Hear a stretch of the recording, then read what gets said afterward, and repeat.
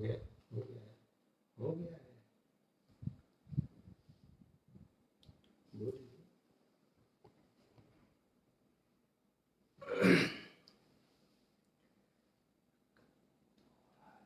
कोई भी लक्ष्य मनुष्य के साहस से बड़ा नहीं।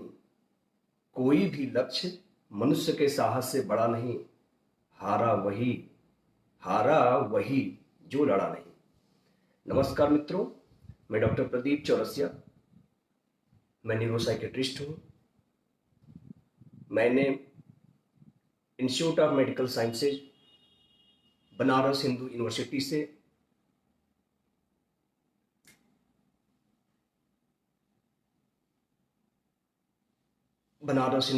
से अपना एमबीबीएस और एमडी कंप्लीट किया हूँ। वर्तमान समय में मैं गवर्नमेंट मेडिकल कॉलेज आजमगढ़ में सीनियर रेजिडेंट के पद पे कार्यरत हूँ।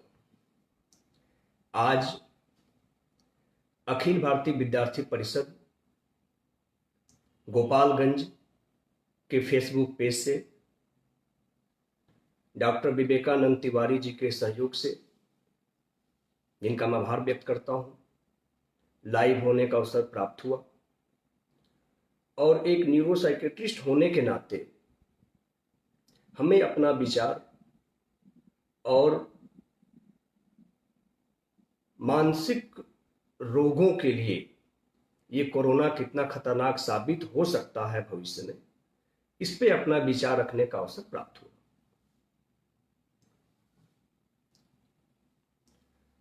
जैसा कि आप सब जानते हैं, कोरोना वायरस का संक्रमण पूरे विश्व में फैल चुका है। कोरोना वायरस पूरे विश्व में अपना पांव पसार चुका है। आजकल इस महामारी से हर एक देश ने घुटने टेक दिए हैं। सभी लोग डरे हुए हैं, भयभीत हुए हैं कि इस संक्रमण से क्या क्या हो सकता है, क्या हो जाएगा। कुछ लोगों के मन में ऐसे विचार आ रहे हैं कि कहीं उनको कोरोना वायरस का संक्रमण तो नहीं हो गया, कहीं उनको कोरोना वायरस का संक्रमण हो तो नहीं जाएगा, अगर संक्रमण हो गया तब क्या होगा। ऐसे तमाम तरह के विचार आ रहे हैं। मित्रों, मैं आप लोगों से कहना चाहता हूं, मेरी आप लोगों से गुजारिश है कि आज के डेट में कोरोना वायरस से ज्यादा संक्रमित हमारा और आपका विचार हो गया है। हमारा और आपका विचार ज्यादा संक्रमित हो गया है और विचार का संक्रमण हो जाना ही हमारे अंदर भय और खौफ का काम कर रहा है और हम सबको डरा करके रख दिया है। थोड़ा सा मैं डर को अगर एक्सप्लेन करूं कि डर क्या है। डर एक नकारात्मक मानसिक विचार है।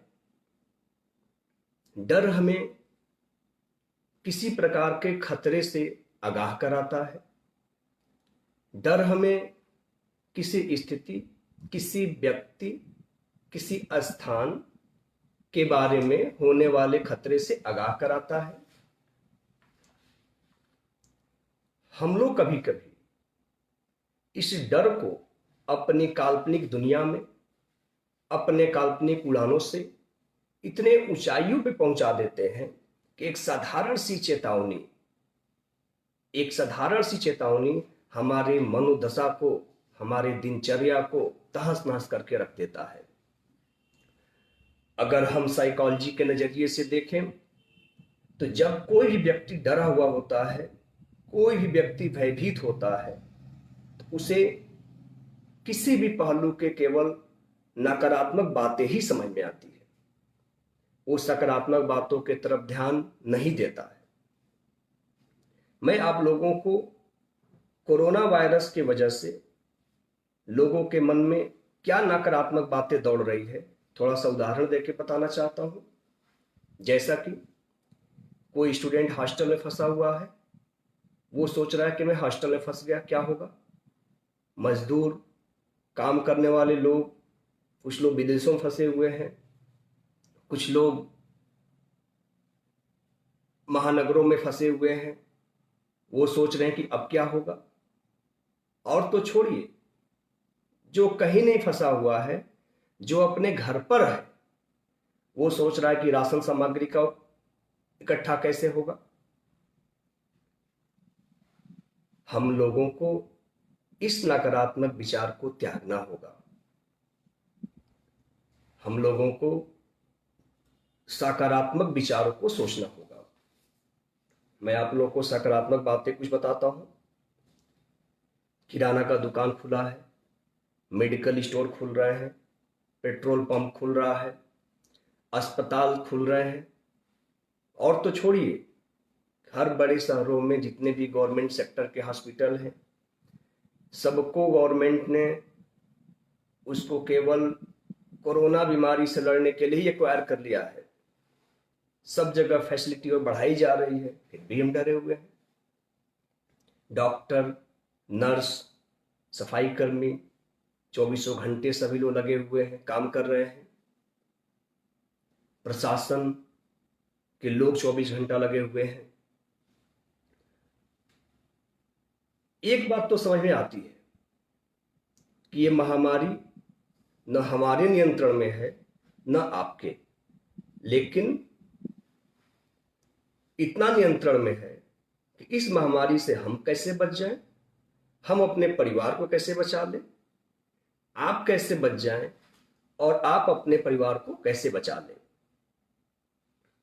हम लोग अब अपने टॉपिक पे आते हैं कि ये कोरोना वायरस कैसे हम लोगों के मन को, हम लोगों के दिमाग को, हम लोगों के ब्रेन को कैसे प्रभावित कर रहा है। इसको मैं बिंदुवत बताऊंगा। सबसे पहली बात यह है कि वो कौन से लोग हैं जिनको मानसिक रोग होने संबंधी खतरा है कोरोना वायरस से। पॉइंट नंबर 1, ऐसे व्यक्ति जो दिन भर रात भर लगातार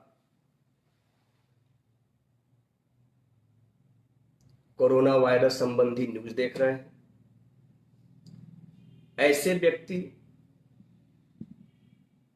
जो सोशल मीडिया साइट पे मैक्सिमम टाइम कोरोना वायरस संबंधी नई जानकारी इकट्ठा करने में लगे हुए हैं, ऐसे व्यक्ति जो मानसिक रोगों का इलाज करा रहे हैं, या ऐसे व्यक्ति जो मानसिक रोगी पहले से हैं। इसके साथ साथ बच्चों में, वयस्कों में और साथ में जो लोग नशा करते हैं, उनमें भी मानसिक रोग होने की संभावनाएं बढ़ गई हैं। अब मैं आप लोगों को मैकेनिज्म बता रहा हूं कि कोरोना वायरस कैसे मानसिक रोग का बढ़ावा दे रहा है और उसका क्या लक्षण हो सकता है।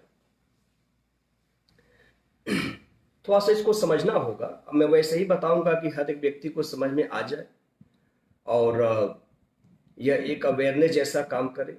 अभी तो मैं ही लोगों को बताता हूं, सभी साइकेट्रिस्ट बता रहे हैं, लेकिन साथ साथ आप लोग भी वॉलंटियर बनिए और आप लोग इसको समझाना शुरू करिए।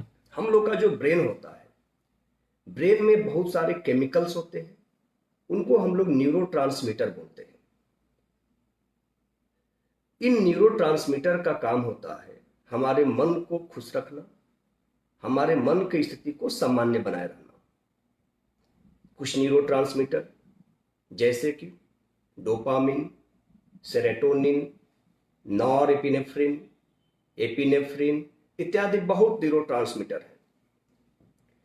सामान्यतः इन सबके बीच में आपसी कोऑर्डिनेशन होता है। एक दूसरे से कोऑर्डिनेट होकर के, एक दूसरे से रेगुलेट होकर के ये हमारे मनोदशा को स्थिर रखते हैं। लेकिन जब किसी प्रकार का स्ट्रेस आता है, किसी प्रकार का स्ट्रेस आ जाने से इन न्यूरोट्रांसमीटर का जो आपसी बैलेंस होता है, जो कोऑर्डिनेशन होता है, वो डिस्टर्ब हो जाता है। न्यूरोट्रांसमीटर का कोऑर्डिनेशन डिस्टर्ब हो जाने से अलग अलग प्रकार के मानसिक लक्षण आने लगते हैं।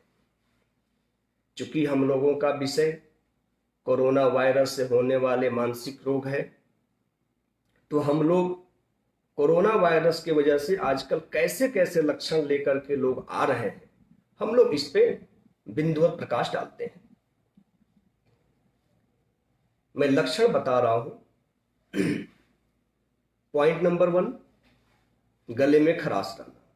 इस बात को समझना होगा, व्यक्ति के गले में कोई प्रॉब्लम नहीं है, उसको कोरोना वायरस का और कोई लक्षण नहीं है, क्योंकि उसका किसी का कांटेक्ट का हिस्ट्री नहीं है, कहीं घर से बाहर नहीं गया, लेकिन वो लगातार न्यूज देख रहा था, लगातार सोशल मीडिया पे लगा हुआ था, उसके जानने में किसी को बीमारी हो गया, तब उसका कंप्लेन शुरू होगा गले में खराश आना। पॉइंट नंबर 2, जोर लगा करके हमेशा खांसने का प्रयास करना। इसमें ध्यान देने की बात है कि जब वह व्यक्ति किसी कार्य में, किसी गतिविधि में व्यस्त होता है, तब उसे किसी प्रकार का कोई दिक्कत नहीं होता है, लेकिन जैसे ही वो अपने कार्य से खाली होता है, फुर्सत में आता है, तो वो उसका दिमाग फिर जाएगा कोरोना वायरस पे, अपने गले पे, फिर वो तेजी से खांसने लगता है और छींकने लगता है। तीसरा लक्षण, हमेशा शरीर गर्म होने का शिकायत रहना। मरीज बोल रहा है कि डॉक्टर साहब मेरा शरीर पूरा बिल्कुल गर्म रह रहा है 24 घंटे। टेम्परेचर चार्टिंग करने पे दिन भर में 3-3 घंटे के अंतराल पे तापमान नापवाने के बावजूद उनका टेम्परेचर सामान्य रहता है।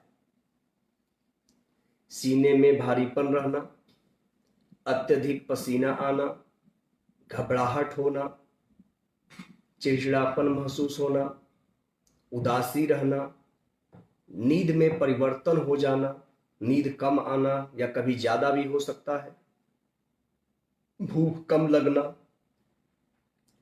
इसके साथ साथ जो है कि शरीर के किसी अंग में सुनापन या झुंझुनी महसूस होना।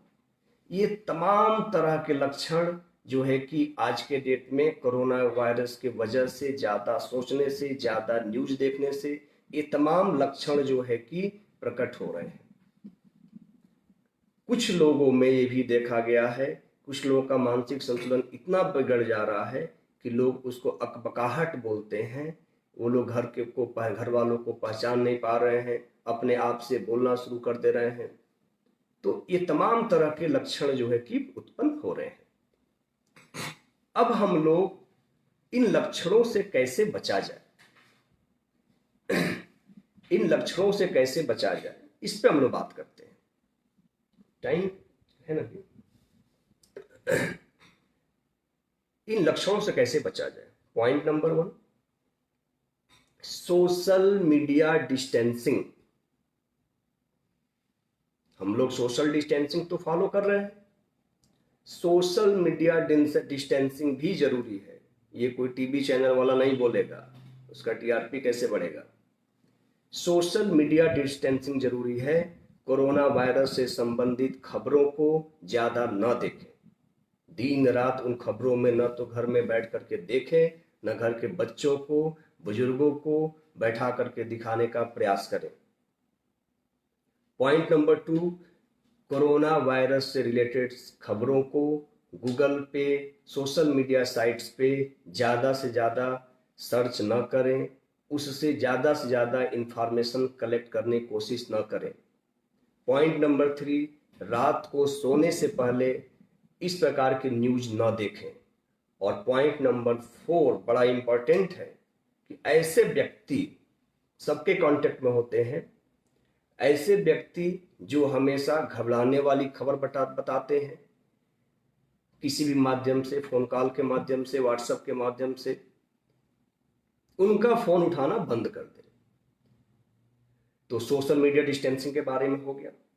पॉइंट नंबर 2, स्लीप, निद्रा बड़ा इंपॉर्टेंट है। बोला जाता है कि sleep is a indicator of mental health. आपका मानसिक स्वास्थ्य कैसा है ये किसी का स्लीप ही बताता है।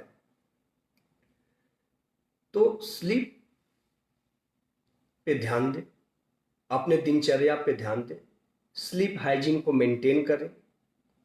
स्लीप हाइजीन आप लोग थोड़ा सा पढ़ लीजिएगा, हम इस पर एलोबरेट नहीं कर पाएंगे।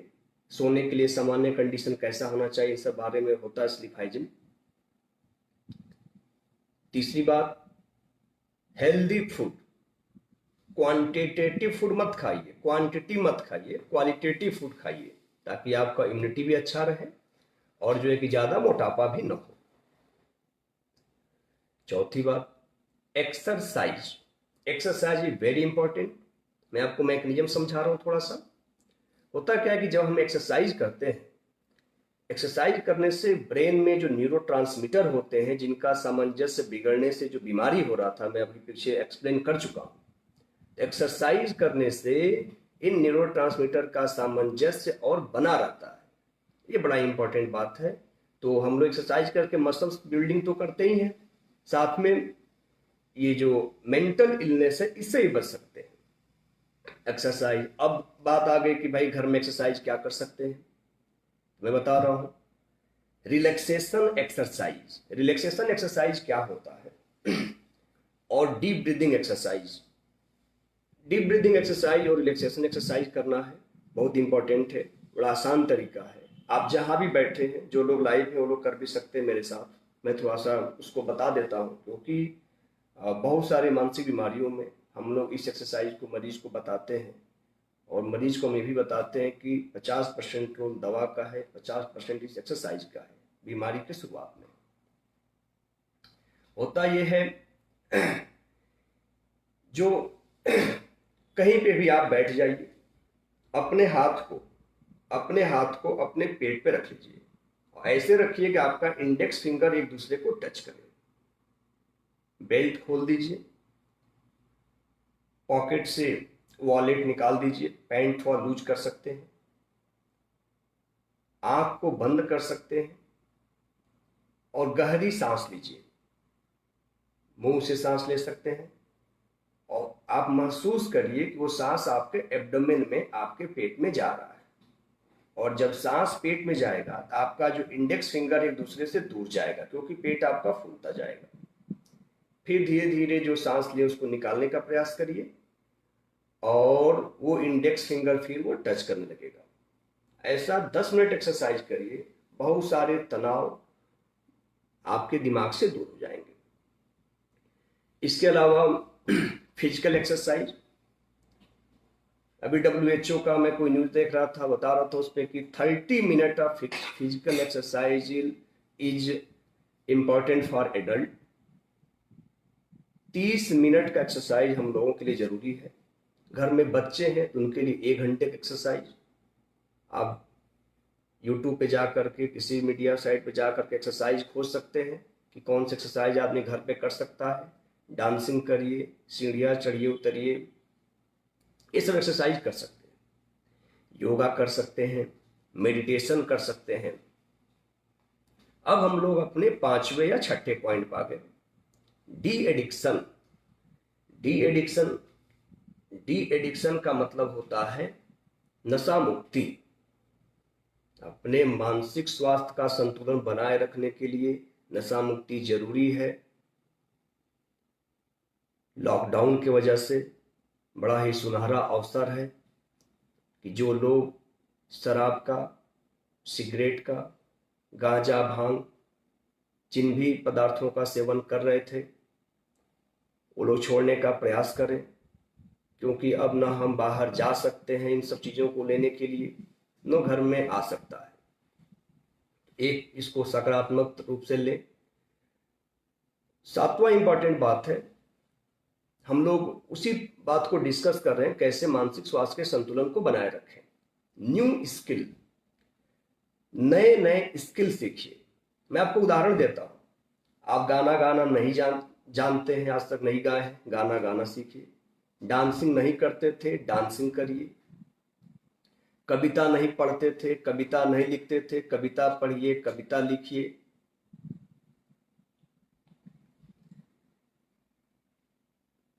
और अगर आप बिजनेसमैन हैं, अगर आप कोई अपना स्टार्टअप शुरू किए हैं, तो अब डिजिटल इंडिया हुआ है कि हम सब देश के प्रधानमंत्री सभी लोग आजकल वीडियो कॉन्फ्रेंसिंग कर रहे हैं। अब डिजिटल इंडिया हकीकत में हो पाया है।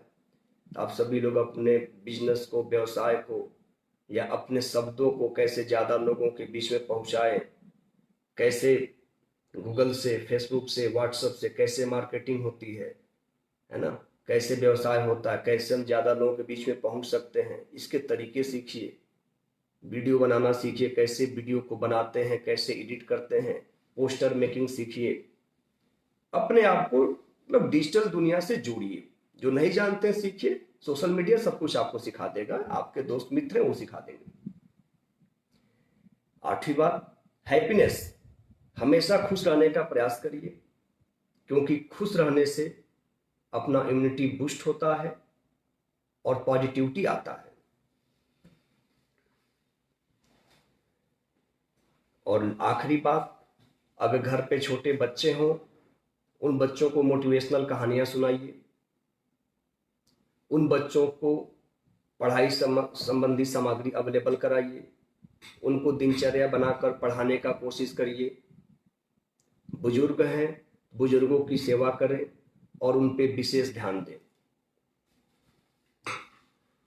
मित्रों, जैसे कि हम लोग सभी लोग लॉकडाउन के दौर से गुजर रहे हैं, सभी लोग जहाँ पे हैं वहाँ रुके हुए हैं, अपने घरों में हैं, घर से बाहर नहीं जा रहे हैं। लॉकडाउन फेज 1 तो निकल गया, फेज 2 शुरू हो गया। लोग दुखी हो गए, अब क्या करेंगे। मैं आप लोगों को कुछ उदाहरण देता हूँ कि दुनिया के महान लोग इस लॉकडाउन का भी उपयोग कैसे करते थे। उनमें से पहले उदाहरण आइजैक न्यूटन। न्यूटन का नाम सभी लोग ने सुना होगा और सभी लोग कभी न कभी तो उनसे रिलेटेड थ्योरी पढ़े होंगे, ग्रेविटी का थ्योरी। 1665 में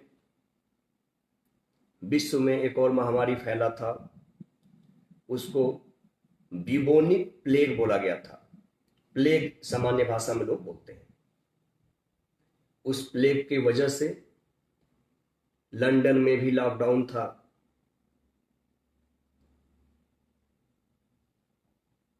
न्यूटन जैसे हम लोग अभी अपने घरों पे हैं, आप लोग अपने घरों पे हैं, न्यूटन भी अपने घर पे थे।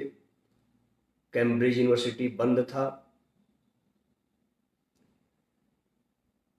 लॉकडाउन के समय में वो अपने बगीचे में बैठे हुए थे कि एक एप्पल पेड़ से गिरा और वो उसी के बारे में सोचने लगे और उन्होंने ग्रेविटी के नियमों को खोजा। उसी लॉकडाउन में कैलकुलस के नियमों को खोजा। तो ये हम लोग सोच सकते हैं कितनी बड़ी बात है कि मैं थोड़ा सा कुछ स्टूडेंट्स के लिए भी बताना चाहता हूँ कि जो लोग भी कॉम्पिटिटिव एग्जामिनेशन की तैयारी कर रहे हैं, कभी ऐसा फुर्सत मिलता नहीं है कि आप 24 घंटा पढ़ाई कर सकें। 8 घंटा 7 घंटा सोने के अलावा पूरा टाइम आप पढ़ाई में कंज्यूम कर सकें। ये पहला ऐसा अवसर है कि आप अपने आप को आगे कर सकते हैं। और अगर न्यूटन ग्रेविटी के नियमों को खोज सकते हैं तो आप क्यों नहीं, जिस भी फील्ड में तैयारी कर रहे हैं उसमें एक सीट क्यों नहीं कैप्चर कर सकते। किसी पत्रिका में मैंने पढ़ा था, बिल गेट्स दुनिया के सबसे अमीर आदमी, ये अभी भी, ये तो जीते जागते उदाहरण है, सब साल भर में 1 सप्ताह के लिए इस दुनिया के टेक्नोलॉजी से, इस शान शौकत से दूर होकर के वो एकांतवास में चले जाते हैं, केवल चिंतन और मनन करने के लिए। मैं एक बात और आप लोगों से बताना चाहता हूं, हम लोग का ब्रेन का जो डेवलपमेंट है, ब्रेन के विकास के समय ब्रेन का एक हिस्सा होता है जिसको इवोल्यूशनरी ब्रेन कहते हैं, और उसी वजह से बहुत सारी एक्टिविटीज होती है। जैसे कि आदि मानव जो गुफाओं में रहते थे, वो शिकार करने के लिए गुफाओं से दूर जाया करते थे। जब उन्हें किसी प्रकार के खतरे की अनुभूति होती थी तो दौड़ करके भाग करके अपने गुफाओं की तरफ चले आते थे। उसी प्रकार से जो भी लोग अपने घर छोड़ करके बाहर हैं, चाहे हिंदुस्तान में हैं या विदेशों में हैं, वो लोग जब संकट की घड़ी आई है तो सभी लोग अपने घर आना चाहते हैं, चाहे वो अमीर हो या गरीब हो, क्योंकि इस समय लोगों का इवोल्यूशनरी ब्रेन काम कर रहा है। लेकिन एक बात हमको समझना होगा कि जंग के मैदान में जंग के मैदान में अगर प्रत्येक सिपाही अपना दिमाग लगाए तो कभी जंग नहीं जीता जा सकता। जंग जीतने के लिए उसे अपने कमांडर का बात मानना होगा, उसे अपने ऊपर सैन्य अधिकारियों की बात माननी होगी। ठीक उसी प्रकार इस कोरोना से लड़ने के लिए हम लोगों को अपने देश के सर्वोच्च प्रशासन से जो भी नियमावली मिल रही है उसको पालन करना होगा, उसको फॉलो करना होगा, तब हम जाकर के इस जंग को जीत पाएंगे। मैं आप लोगों का 2 से 3 मिनट और समय लूंगा। अब जैसे कि कोरोना वायरस दिमाग को कैसे प्रभावित किया, क्या क्या लक्षण आया, उन लक्षणों से कैसे बच सकते हैं, ये सभी चीज तो हो गया। अब एक विषय और बच जाता है कि ये कोरोना महामारी तो खत्म हो जाएगा, हम उसको हरा लेंगे, लेकिन उसके बाद भी क्या कोई उसके आज के कोरोना की वजह से कल को कोई दिक्कत आ सकता है? इसको मैं आपको समझाने का कोशिश कर रहा हूं। अगर हम सब मानसिक रोगों से बचने के उपायों का पालन नहीं करेंगे तो ये महामारी तो चला जाएगा, लेकिन ये समाज मास एंजाइटी में चला जाएगा। मैक्सिमम लोग एंजाइटी नाम की बीमारी के शिकार हो जाएंगे। हम लोगों को लॉकडाउन में रहते हुए मेंटल लॉकडाउन में नहीं जाना है, अपने ब्रेन को जगा करके रखना है। मास एंजाइटी के अलावा ये भी चांसेस है कुछ लोगों को पोस्ट ट्रॉमेटिक स्ट्रेस डिसऑर्डर हो जाए। कोई भी महामारी होने के बाद, कोई भी डिजास्टर होने के बाद इस प्रकार की चीजें होना स्वाभाविक है। लोग महामारी खत्म हो जाने के बाद भी एक दूसरे से हाथ मिलाने से डरेंगे, एक दूसरे से गले मिलने से डरेंगे। इसके अलावा एक और बीमारी है जिसको ऑब्सेसिव कंपल्सिव डिसऑर्डर अथवा ओसीडी कहते हैं। तो ये ऑब्सेसिव कंपल्सिव डिसऑर्डर, आजकल तो हमको बहुत सारे फोन आते हैं, मैं पर्सनली अपना एक्सपीरियंस बता रहा हूँ। इस बीमारी का लक्षण ये होता है, ये मन की बीमारी है, ब्रेन की बीमारी है। मरीज के मन में विचार आता है कि हाथ में गंदगी लगा है, तो मरीज पानी से अपना हाथ धोता रहता है।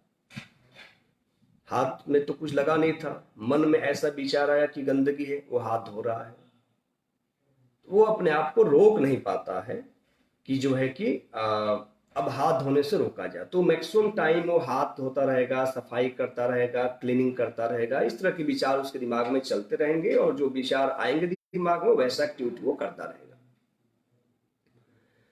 तो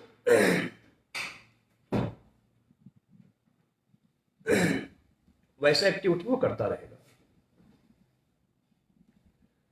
आजकल लोग फोन करते हैं, इस तरह क्या है, हाथ धोने वाली बीमारी कोरोना तो नहीं है?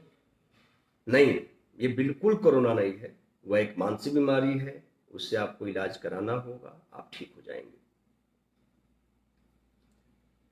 तो ये भी चांसेज हैं, जैसे हम लोग हैंड वॉश कर रहे हैं मैक्सिमम टाइम, कुछ लोग कर रहे हैं, जो लोग ज़्यादा एजुकेटेड नहीं है उनको बता दिया कि हाथ धोना है, वो दिन रात हाथ ही धो रहे हैं। तो ये भी चांसेस है कि ओसीडी का इंसिडेंसेस कुछ बढ़ जाए।